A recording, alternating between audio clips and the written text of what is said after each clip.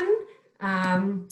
I know that Riley is here with us from Bridge, but I just want to let everyone know that Jonathan Osting had some breaking news to attend to, so he will not be with us today.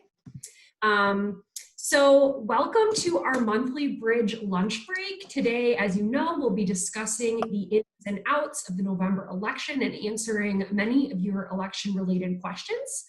My name is Catherine Dugal, and I'm the Development and Engagement Specialist at Bridge Michigan and the Center for Michigan, Bridge's nonprofit publisher. If you're not familiar with Bridge Michigan, we are a nonprofit, nonpartisan online news publication, and we write about the issues that matter to you in the state of Michigan. And today, that is November's election. So this is just one of our free monthly discussions that focus on issues that our readers have identified. And no surprise, kind of the top thing on everything's mind is November 3rd. So the schedule for today's discussion is that we'll begin with a conversation between Bridge Capitol reporter Riley Beggin and our special guests, Clerk Fred Miller and Clerk Lisa Brown. We will then open the discussion up where they will go through some of the reader-submitted questions that you all have submitted to us in advance. So we will be recording this discussion. If for any reason you need to leave, we'll be posting this on Bridge Michigan's website tomorrow. And now I'll pass it over to my colleague, Amber DeLynn, Bridge Michigan's membership director, who will introduce our guests. Fantastic. Thanks so much, Catherine. I'm going to do a quick introduction for each of our special guests. First, Clerk Lisa Brown is proud to be serving her second term as Oakland County Clerk and Register of Deeds. Under her leadership, the Oakland County Clerk and Register of Deeds Office has received local and nationwide awards and attention for innovations and improved services, including Brown's Property Record Notification System, which was showcased at the Google Next 2019 conference. Previously, Lisa served as state representative for Michigan's 39th district in Oakland County from 2009 to 2012. She is a graduate of Michigan State University and the Detroit College of Law, a member of the State Bar of Michigan, former realtor, and has earned the national designation of Certified Elections/Registration Administrator, one of only a handful of people in Michigan to do so. Welcome, Clerk Brown. And throughout his career, Macomb County Clerk and Register of Deeds Fred Miller has served the people of Macomb County at the federal, state, and local levels. Miller served as a state representative from 2005 to 2010 and served as a chair of both the House Committee on Labor as well as the Appropriations Subcommittee on Community Colleges. Fred led an effort to increase access to college degree programs in Macomb County, including the creation of the MSU College of Osteopathic Medicine Macomb campus. A member of the first Macomb Board of Commissioners under the new charter, Fred was an advocate for transparency, accountability, and fiscal restraint as the new form of government took shape. He chaired the committee that drafted the county's first ever ethics ordinance. A graduate of Michigan State University's James Madison College, Fred worked in both Washington, D.C. and in Michigan as an aide to U.S. Senator Carl Levin, Congressman David Bonnier, and State Senator Ken DeBossier. Welcome, Clerk Miller, and thank you both so much for being here and sharing your expertise with us. With that, I'd like to pass it over to my colleague, Riley Beggin. Hey everybody, thank you so much for joining us, and thank you to Fred and Lisa for coming. I certainly spend a lot of time bothering both of you about election stuff, so I'm glad that we can open this conversation up to others. I thought maybe we could start with a little bit of the trends that you're seeing in this election cycle and how that might be different than in past years. So maybe we can start with Lisa. In your jurisdiction, what are you seeing in terms of voter registration, applications for absentee ballots, and for poll worker volunteers? Well, first of all, thank you. And I'm a big fan of Bridge magazine. It's nice to have an even view on things, a balanced view in this very divided world right now. So I'm thrilled to be here with you. Every election throughout the year, we always see an uptick in voter registrations because we have more people that turn 18 or become citizens or whatever. So that's a normal trend. What the big trend, of course, is the amount of requests for absentee ballots. The difference from 2016 to 2020 is astronomical. And I think there's a number of reasons for that. The first, I think, is, of course, the passage of Proposal 18.3, which created no reason absentee voting, because before that you had to have one of only a handful of reasons in order to be able to vote absentee. We also, of course, are in the midst of a pandemic and people are concerned about their health and safety. So people want to be able to vote from home and not go to the precinct. And then also, I think this adds a little bit as to why we are already seeing a higher amount as well. And that is for the first time on the March application for an absentee ballot, it was a joint application for November as well. So when you applied in March if you did for an absentee ballot, you could also at that time have requested one for November. And then the August application, and we've had that before in Oakland County, August and November, but the state's never had a March, November. So people were already queued up, so to speak, to be receiving that absentee ballot. So, but the difference is huge. And I think that we're going to actually see, I'm willing to guess that we're going to see overall a higher turnout. I mean, we just set a record in Oakland County in August for the voter turnout and I think that we'll set a new record in November as well. Fred, what are you seeing in your county? Thanks, Riley. Thanks, Bridge, Michigan, for having us. And it's such an honor to be with my colleague, Clerk Lisa Brown. Lisa Brown has forgotten more about clerking than I will ever know. So I'm honored to be with her, and she's really a great servant to the people of Oakland County. And I know that there are a lot of well-informed people on this call, legislators, former legislators, and clerks, and so I want to welcome all of them. I echo Clerk Brown's sentiments. We are seeing an increase in voter registration, but the real story is I don't think it's hyperbole to call it an explosion of absentee ballot applications, and what that means.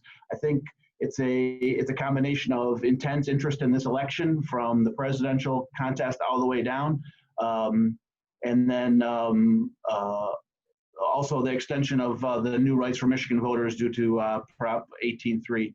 Just to give you some numbers, in Macomb County, which we are not as large as Oakland County, we're the third largest county behind Oakland and Wayne, but we have currently about 673,000 registered voters, but we've seen an additional 15,000 registered voters come online just since the August primary. So that's a significant trend just in the last couple of months. But the real story is the absentee balloting. As of yesterday, we have in Macomb over 240,000 absentee ballots that have been issued by our local clerks. To put that into context, 4 years ago in 2016, there were a total of just over 120,000 ballots cast in that presidential election. So a little bit apples to oranges because of passage of Prop 3. But to double the number of absentee applications versus the number of ballots cast is statistically significant by any measure. Granted, every application and every ballot that's issued will not necessarily get returned. That happens every election. But the fact that we're double and still with 26 days out, it's really significant. It's an important reminder for everybody that we are used to thinking about Election Day as being one action-packed day where we all make decisions. But now, really, we're talking about an election season. And now with 26 days left, the election is today. And the election is tomorrow and all the way through November 3rd. So it's an important reminder for everybody. In terms of poll workers, those, of course, are hired by the local city and township clerks are allowed to recruit that. Secretary of State Benson has really led tremendously in this issue, recognizing that a lot of our elections inspectors are older folk, retirees and whatnot, who are the most vulnerable to COVID and may be less likely to volunteer. Through the Democracy MVP program that she's championed, we have all the election workers that we could use. It's important for people to recognize that that you don't have to volunteer to be an elections inspector in your community, but those are decisions that are made by the local clerk. So there are still slots to be filled. So the best advice that I can give anybody who wants to participate in that very, very important way is to reach out to your local city or township clerk. And if they're filled, then go to a neighboring community where you'd like to serve and approach them, because they certainly are needed and very, very important to make sure we pull off this election. Thank you. So let's talk a little bit about those absentee ballots that promise to make this election unlike any other. Um, maybe we can talk a little bit about, one of you can talk about some of the legislation that may be affecting this that was just signed into law. But, Secretary Benson has warned for months that it could take longer than usual to get final results in this November election. Fred, maybe you can start with this. Can you talk a little bit about how long you think it will take to count all of the absentee ballots in your county, when you expect results to be ready, and how this new legislation may change things? Riley, that's a great question, but I would respectfully point out that it's not the right question. I mean, the right question is, and the conundrum in front of us is, how do we do it as efficiently and accurately as possible? So while we live in an age of instant information, we should really put, I think, all the entire clerk community and the entire election world, our North Star is getting it accurate and getting it safe and secure. And that's our number one goal.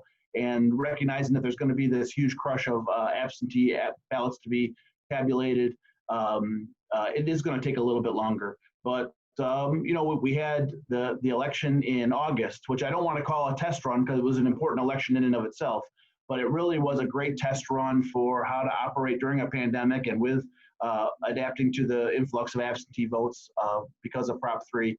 And our clerks, clerks across the state, Republicans, Democrats, appointed clerks, elected clerks, nonpartisan clerks, by and large, overwhelmingly, it's a great community of people who are dedicated to figuring out how to produce these elections efficiently and accurately. And clerks find a way. Clerks find a way to do workarounds. So I have a community in Macomb County that they're doing drive-through absentee ballot processing applications and whatnot. And it's those innovations that kind of show that clerks are dedicated to finding a way to pull this off. So while I'm hopeful that we will do it expeditiously, most importantly is that we get it right and we do it according to the law and the procedures that are in front of us. Absolutely. Lisa, can you speak a little bit to that as well? Yes. Well, first of all, I think my colleague did a great job, and people do, if they do want instant results, but realize that yes, there's going to be a lot of ballots to tabulate. And we want to make sure that when we're taking time to do it, that means we are taking the time to do it, right? So that every ballot is counted, every valid ballot is counted, and we want to make sure that that happens. So, but as a matter of fact, I did read Senate Bill 757 last night, since the governor did sign it into law. I was waiting to see before I read it, because I had read a previous version of it and I didn't know how they had changed it. So, the thing about 757, I know there are some local clerks that are really excited about it. It could have been better. It only applies. So what 757 is, and I know a lot of people have talked about, but they're calling it the processing of ballots, but really the opening of the outer envelopes and taking the ballot out in that secrecy sleeve, starting the Monday, the day before the election. This legislation only applies to this election.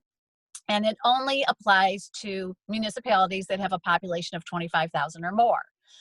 So any smaller communities it does not apply to. And then it doesn't apply to combined counting boards, which I did in August, and I'm doing again in November, where I signed contracts with 16 of our communities in Oakland County, and we tabulated their absentee ballots for them in a combined, we call it AVCB, Absent Voter Counting Board. So it doesn't apply to us either. There are other tasks involved with it. They have to count and keep extra records and everything like that. We'll see how this works. But again, the fact that it only applies to this election, to only, I think it's less than 80 clerks, 80 municipalities out of over 1,500. I was a little disappointed in that personally, just because every clerk has to do the same job, so they should all have the same tools to do it in. But they think those clerks that have that opportunity believe that that's going to help them, and I hope that it does. I always say there's no reason why we shouldn't have all results at 8:05, but that's not always the case. As you talk about poll workers, I want to make the distinction between workers in the precinct versus working in an absent voter counting board, because those are needed as well. And again, like for ours, we did the math to figure out, okay, if we have so many ballots to process, how many people do we need to tabulate all those to be done by 8 p.m.? And so, our local clerks may also need people to work in their absent voter counting board as well. So, and now there's shifts that can be allowed in working that. So, anyone who either has the day off and is healthy and everything like that, or just wants to participate, I would suggest that you reach out to your local clerk or your neighboring community. As my wonderful colleague Fred said, it doesn't have to be in your community that you work, but definitely we need support from workers to get all those ballots tabulated. Perfect. So I'm gonna take up a little airspace for a minute and run through some deadlines for people who may want to make some moves here in the next few weeks. So let's talk about voter registration deadlines. For everybody on here who may still need to register to vote, you can register to vote up until 8 p.m. on election day in person. Through October 19th, which is coming up here pretty soon, you can register to vote online or through the mail, but then after that, you have to switch to voting or registering in person at your clerk's office. The deadline to apply for an absentee ballot, if you want an absentee ballot to come to you in the mail, the latest you can do it is Friday, October 30th at 5 p.m. legally, but that is pretty close to the deadline. Clerks definitely recommend that you get that done a lot sooner. But after that, you can still get an absentee ballot. After that, you can vote in person at your clerk's office absentee until 4 p.m. on November 2nd, the day before the election. So let's talk a little bit about early voting, which is essentially what people can do through absentee ballots over the next few weeks. Maybe we could start with let's talk a little bit about what is the process for early voting, what are people's options, and when do absentee ballots need to arrive to be counted, which we know there's been some changes on that recently. So Lisa, why don't you get us started? Okay, well, first, I view calling it early voting as a misnomer. Okay. Because early voting exists in other states where your ballot is you put it in the tabulator before election day. We don't do that. Your ballot is not touching a tabulator until the polls open on election day. So I don't call that. So we have absentee voting. I don't call it early voting. And just one clarification for what you said about registering to vote. Those last 2 weeks before, it's your local clerk's office, your city or township clerk's office. Unfortunately, that does not include your county clerk. You can't come register in person the last 14 days or on election day in my office. You would be registered to vote, but not for this election. So I just want to clarify that people know, you have to go to your city or township clerk for that. But anyway, so how does the process of absentee voting? Is that what the question was? Now that I went off on my little soapbox there. And what did you ask? When's the last time you can? Yeah, so Sorry. Talk a little bit about the options for absentee voting, because we know there's the option to vote absentee via the mail, but there's also some other ways you can vote absentee, right? Yes. And then, okay. when their Sorry. ballot needs to make it to their local clerk. Okay. Well, I will say that it should be there by 8 p.m. election day. Right now, there's a court decision that says otherwise. I am fearful that people are going to rely on that and it's going to be overturned. So I am encouraging everyone to return their ballots early. And options, yes, you can mail it in. A lot of the clerks around the state took up the offer of the Secretary of State to reimburse them for postage paid on their return envelopes.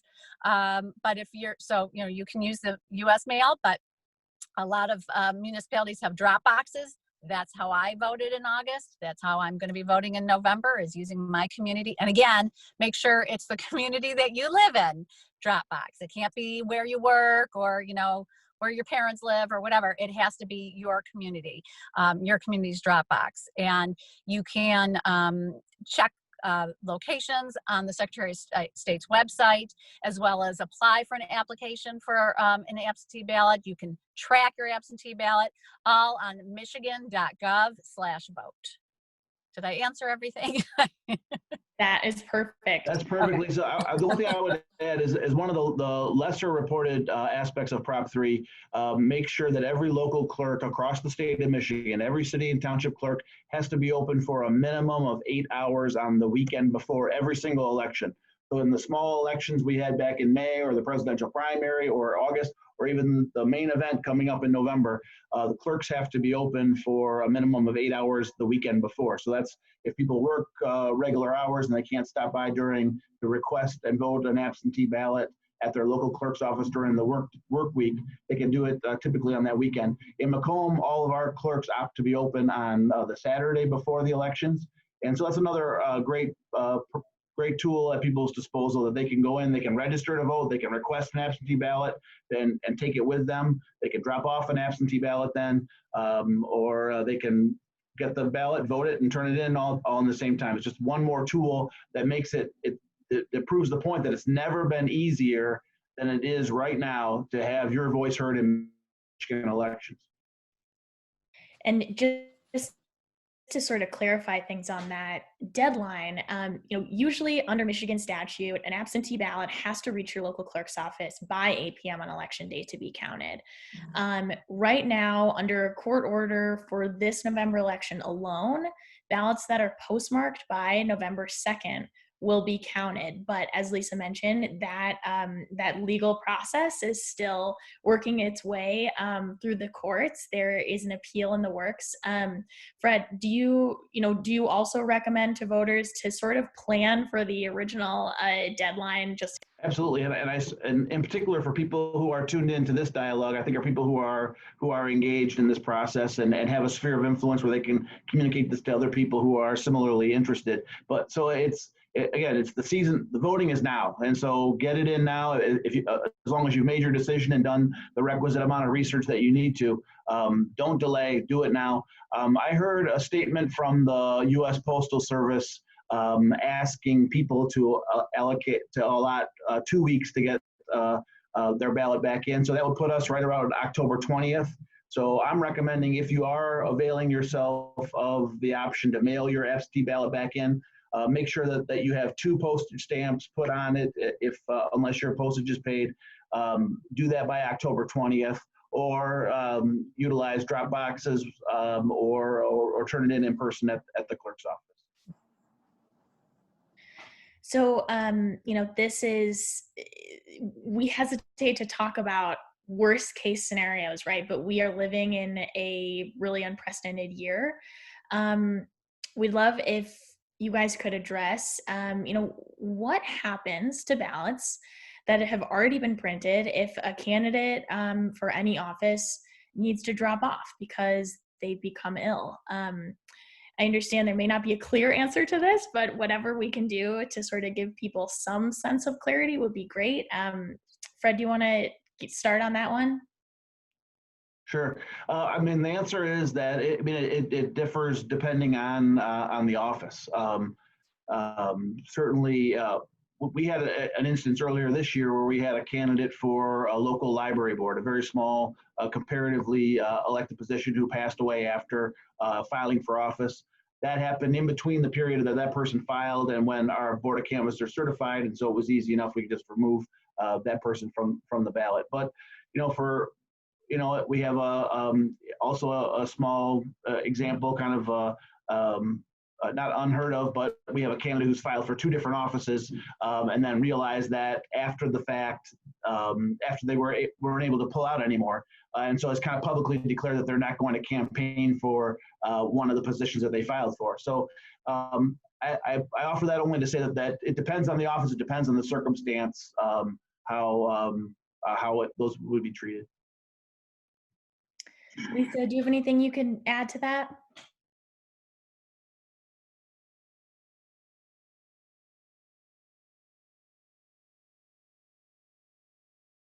Did we lose Lisa? Perhaps. It looks like she may have dropped off. I'll keep looking at the waiting room to make sure I let her back in. Oh, there she is. Oh, perfect.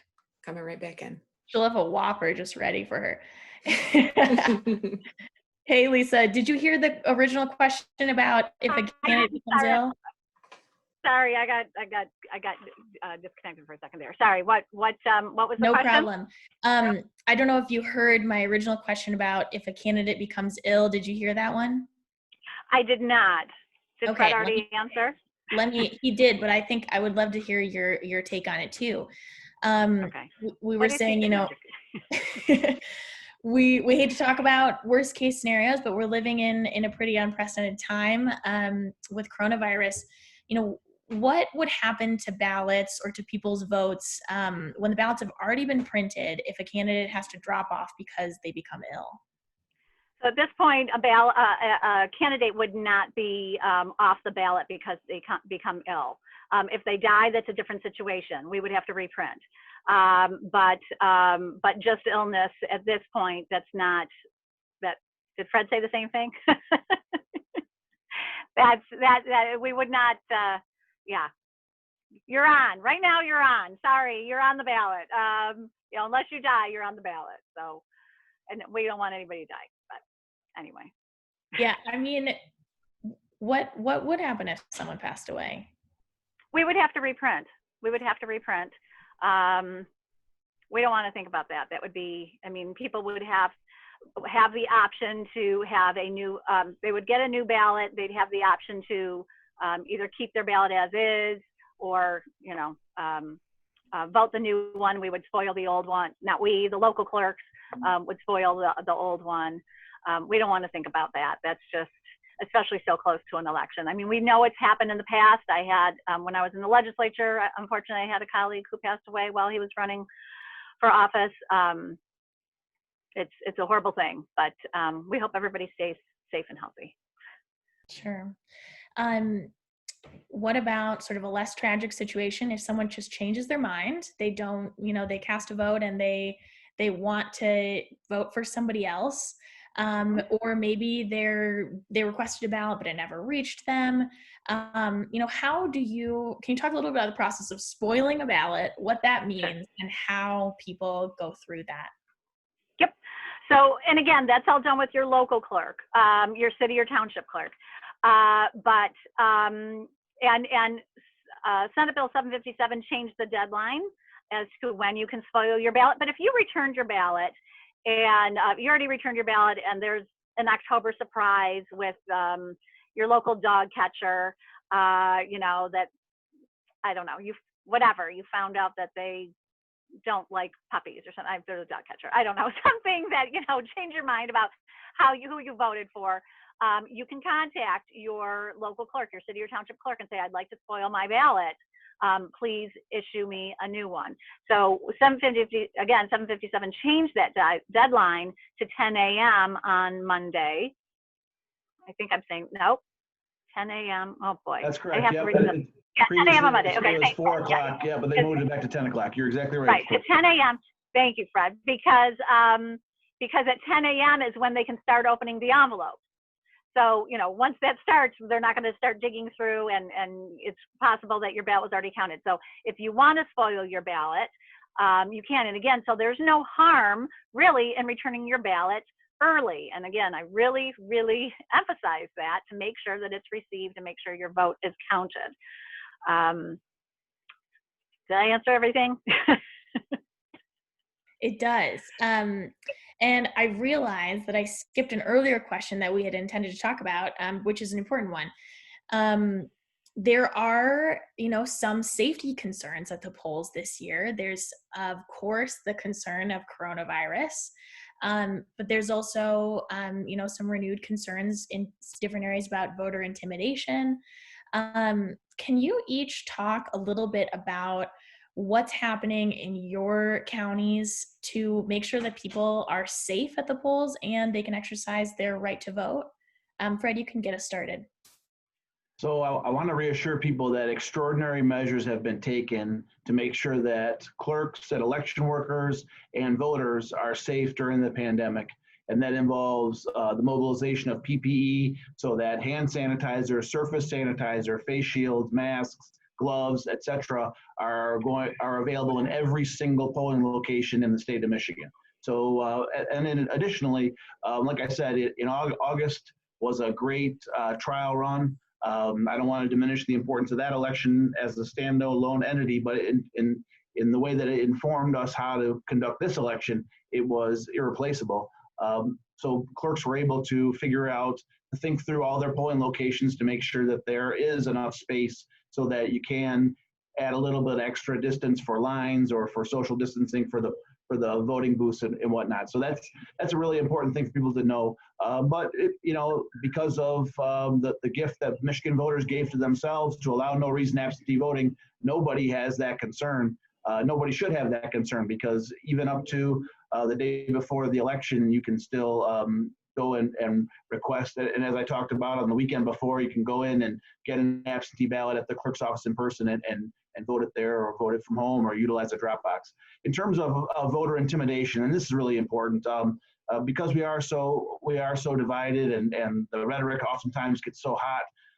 It's important that people understand that everybody has a right to not only express themselves, but also to engage in democracy unfettered from intimidation. And so if anybody sees anything, observes anything, if you see something, say something.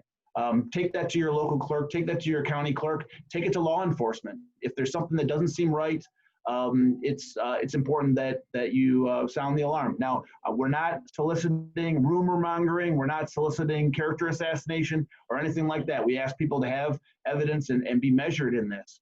But it is important that if you see something, that you say something, and those and let clerks handle it, let law enforcement handle things like that. Lisa, do you have anything to add to that? Yeah, as Fred said, each precinct is being equipped with, and I can give you even the specifics, 50 masks, 100 gloves, 5 face shields, hand sanitizer. I mean, they were the gallon jugs and everything. But I want to remind voters that you are not, and let me say it first, you are not required to wear a mask when you go vote in person, because you cannot have something, an obstacle to your right to cast a ballot, okay? And your temperature should not be taken. There should be no screening in your precinct. With that said, of course, everyone is encouraged to wear a mask and be respectful of other people.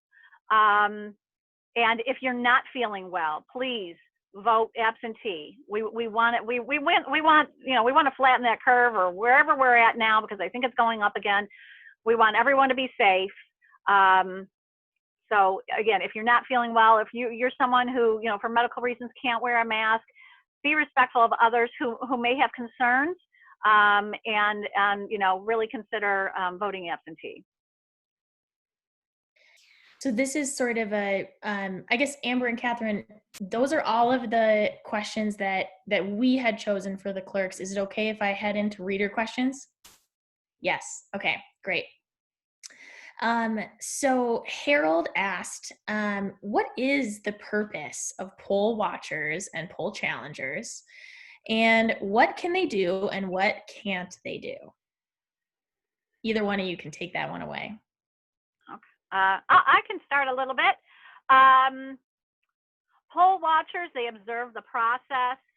Challengers are appointed either by a political party or by an organization. They can challenge the process, the procedure, or a voter's ballot. What they can't do, they can't touch anything, okay? I was at a precinct in March where a challenger wanted to hold a person's driver's license. They were they didn't think it was the person on the driver's license, and they wanted to be able to hold and look at that driver's license. And you cannot touch anything. You do have to be respectful of the workers and give them space, but they are allowed to stand behind the workers and watch everything. They're not allowed to intimidate. They're not allowed to disrupt. Fred, you want to add anything to that?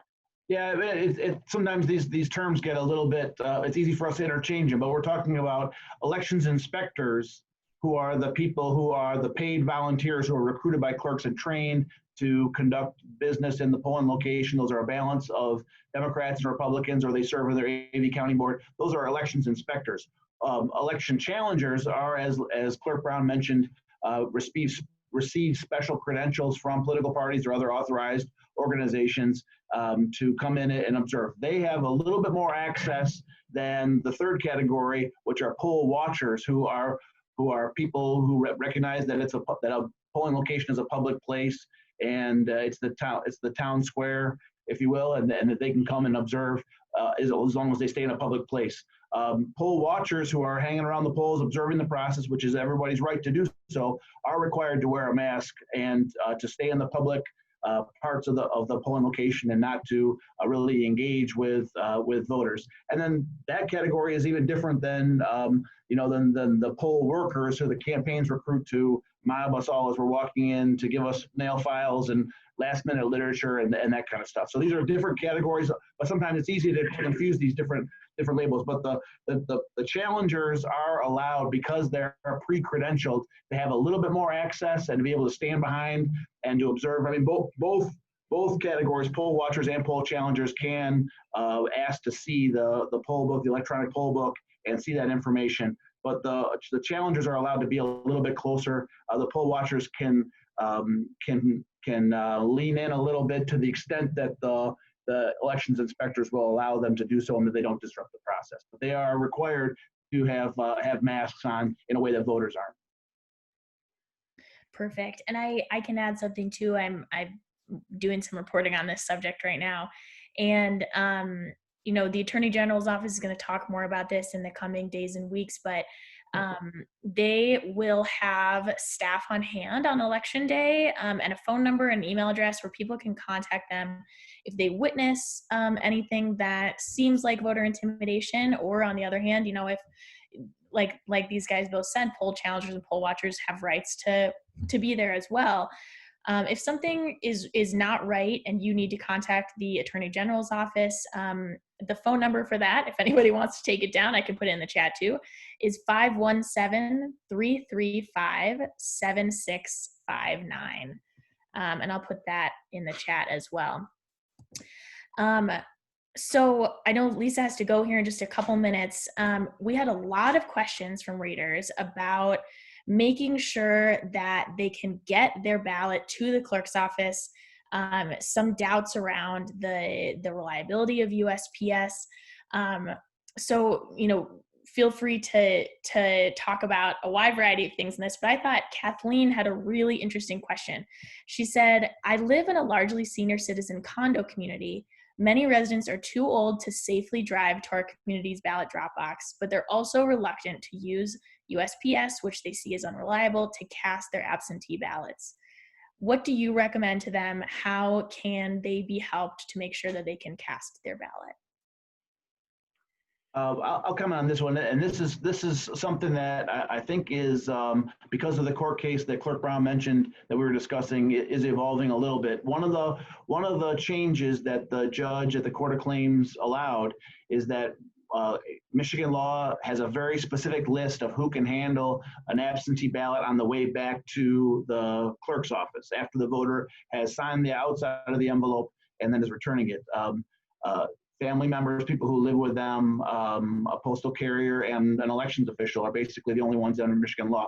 The ruling of the Court of Claims does expand that for this election only to allow other people to help with that process. Again, we don't want to hang our hat on that too much because it's uncertain what's going to happen with the appeals, and if that ruling, which is really, while it's only for this election, is really setting precedent, is going to allow. But as it stands right now, as of 1 o'clock on October 8th, that definition was expanded. So in the case that the reader put forward in a senior center, it would talk to the administration of the senior center, the helpers, the nurses, and the administrators there, to see if there's a way that they could, because of this provision in the ruling, if they could help facilitate getting those ballots back to the elections. And again, when in doubt, ask a clerk.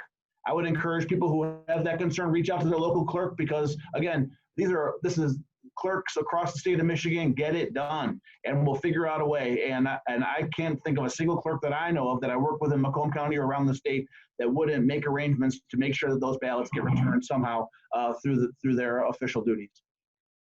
Yeah, I agree. I would ask if there is a large quantity, especially, I would call my local clerk's office and say, can someone come and pick the ballots up here for us?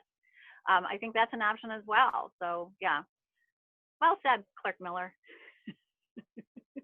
Well, Lisa, I know you have to go here in just a minute. Is there anything that we haven't talked about that you think people need to know? If you have any parting words before you have to head out? I just always like to remind people to use a blue or black ink pen. You can bring your own pen. That's another thing. You could bring your own pen if you're voting in the precinct. You could bring your own pen. That's like another level of safety. You don't have to worry about, somebody else using the pen before you, but make sure it's a blue or black ink pen. Completely fill in that box or bubble, whatever it is on your ballot. Don't use check marks or X's. We want to make sure your vote is counted. Make sure you return your ballot. I don't know what's going to happen with that court decision. I just want people to make sure that their ballots are returned in time. So if you're doing it by mail, as Clerk Miller said, look at October 19th, October 20th, stick it in the mail, no later than that. If it's going to be later than that, you could look into FedExing it. But still, I'm really pushing the drop boxes, or just returning it in person on election day. And also for people to remember that as long as you are in line by 8 p.m. on election day, you have the right to cast your vote. So, and that goes the same with registering to vote in your local clerk's office on election day, as long as you're in line by 8 p.m. And then you will also get a ballot right then and there. Thank you. Sorry that I have to jump off. It's a busy time. No problem. Thank you for joining us. My pleasure. Anytime. Thanks. Take care. Thank you too. Fred, you can answer a couple more questions if you still have time. By all means, yeah, I'm happy to. Okay, awesome. So a political question for you here. Doris asks, what if a candidate declares victory before all of the votes are counted? When should people believe the results of the election, and when are they official?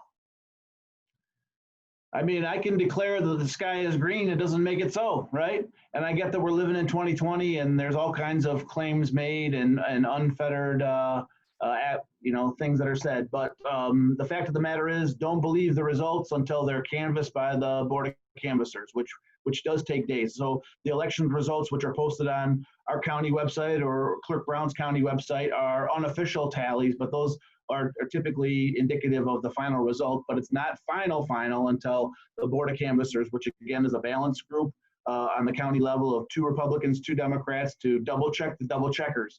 And it's one more step in the process that makes sure that everything is tallied according to Michigan statute and that every vote is counted and tallied. So so until those election results are certified, that's the official, and whatever any candidate says should always be taken with a grain of salt. Spoken as a politician, you should always take what politicians say with a grain of salt. And that canvassing deadline, the outside deadline, is 2 weeks, right? It could happen before 2 weeks, but that's the latest it can happen. Honestly, I don't think that there is an outside deadline. I could be wrong on that, but typically it takes for a big election we're anticipating, it would take like a week to go through all of it for our Board of Canvassers. But again, and those are some amazing people. There are people that serve in every single county in the state of Michigan, and they're appointed by their political parties. But these are amazing people who, again, are invested in making sure that we have accurate vote counts and kind of overseeing and making sure that there's a regular election. So look, they are also part of our democracy MVPs that make it happen.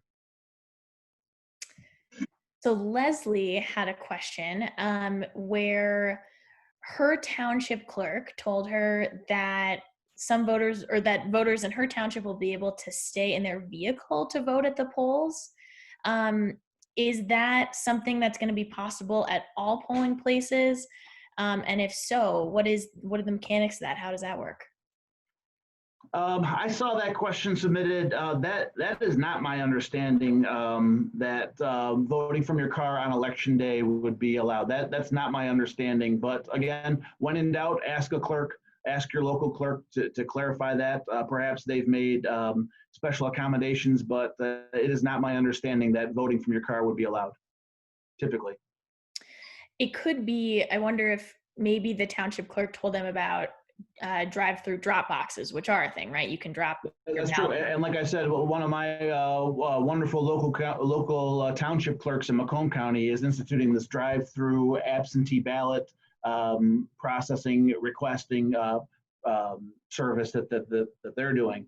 But in terms of driving up to your local polling station on election day, beeping your horn and having somebody run out and with your burger and fries and your ballot, I would not expect that would be allowed. Okay. Elizabeth asked us, can a voter drop off their completed absentee ballot at their polling station the night of their election?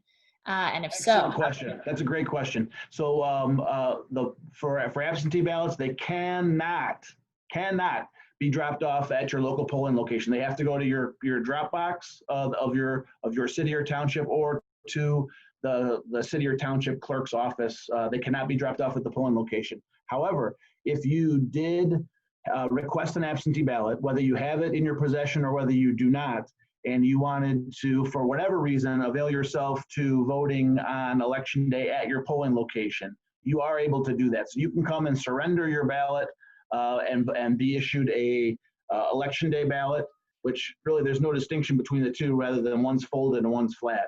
But they're exactly the same. But you can trade in your absentee ballot and surrender it and vote in the precinct on election day. Or even if you don't have the ballot, if it got lost or destroyed or somehow, you can go and vote on election day, and the elections inspectors there will help facilitate you to do that. But to answer the question, no, you cannot expect to drop off your completed absentee ballot at the polling location. It has to go to the clerk. okay, perfect. We have a couple different questions about this, so whatever you can say would be great. Ty asked, what happens if one of the candidates refuses to accept the results of the election? What are the safeguards to ensure, a safe transition of power? I mean, there has been a lot of conversation about this. I mean, at the end of the day, and I have been accused of being a perpetual optimist before, but I do fundamentally believe in our election process. I fundamentally believe in America. I fundamentally believe in democracy. And despite all the precedent-breaking actions that have been taken by politicians and office holders in 2020, I believe in my heart that at the end of the day, we're all Americans, and whether we're right-wingers or liberals or whoever, whatever party we belong to, we all identify as Americans, and we all have a vested interest in ensuring the integrity of our republic. And I believe in my heart that no matter what happens, that there will be a peaceful transfer of power. But democracy is a loud, noisy, messy, ugly, sometimes process, and it's not as convenient and neat and tidy as as maybe it was taught to us in our civics books back in high school. So while the road may be bumpy, and while it may be it may be contentious, and it may be even uncertain at times, I believe in my heart in America and democracy, and I know that the will of the American people will ultimately come through. Thank you for that. this is sort of related, and if you can't answer this, I understand. Laura asked, there was a popular vote for Joe Biden, could the Michigan legislature, if they so choose, ignore the popular vote in Michigan and choose electors to support the Republican candidate, Donald Trump? Let me admit that I am not, this is beyond my area of expertise, but having observed this process on a number of different levels for a number of years, the electors are selected through the parties through a decentralized process. And so it's not my understanding that the legislature could swoop in and subvert that.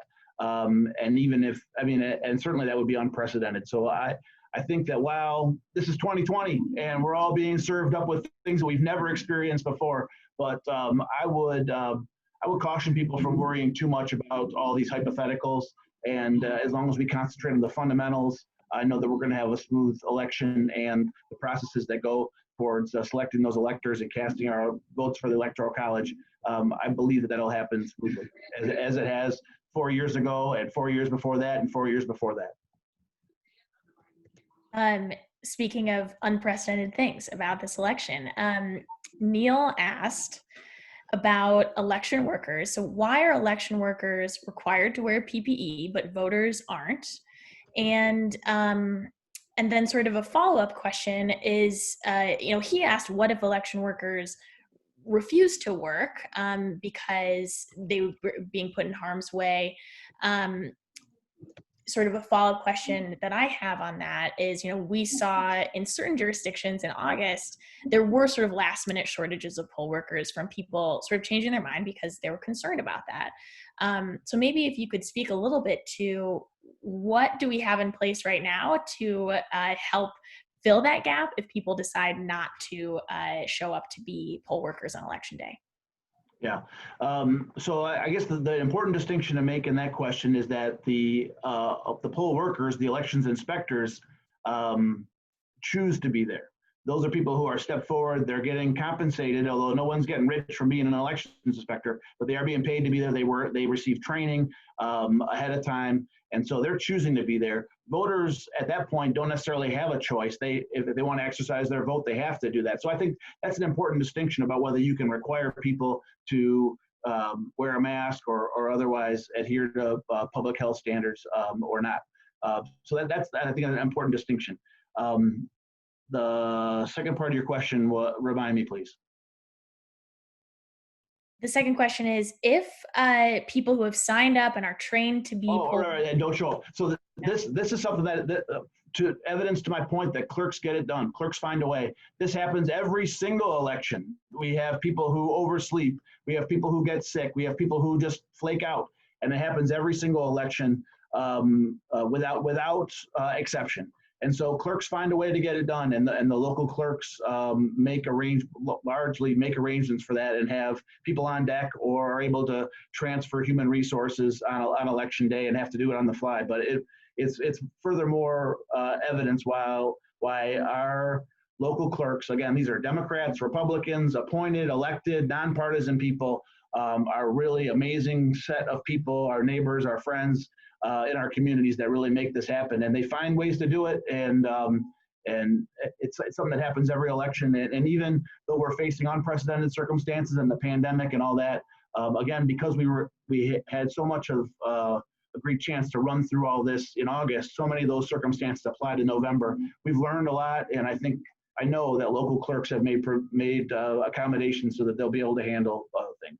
Now, if there was, to the point of the question, if there was a large, again, this is getting into the realm of hypothetical, but if there was a large strike or work stoppage, certainly that would take a little bit longer to fix than someone just getting sick. But again, clerks find a way, and it's an amazing group of people, and I have no doubt that they're ready to handle whatever comes their way. Okay, perfect. So we only have 2 minutes left. I want to try to make sure we can answer a lot of your guys' questions. Mary Jo, you asked what's the best way to track your absentee ballot. I have a link I'm going to put in the chat that you can put in your voter information and you can check whether your clerk has received your ballot. You can always call your clerk as well and ask, and they'll tell you. Pat asked if you can still drop your absentee ballot off at City Hall. And Fred, is it correct to say that if your clerk's office is in your City Hall, sure, you can drop it off there, but you should only be dropping off your clerk's office, not at your City Hall if it doesn't have that there, right? Or the drop box. Yep, that's right. That's right. Okay, perfect. I think a final good question for you, Fred, could be, what improvements to mail-in voting would you like to see implemented by the next election cycle?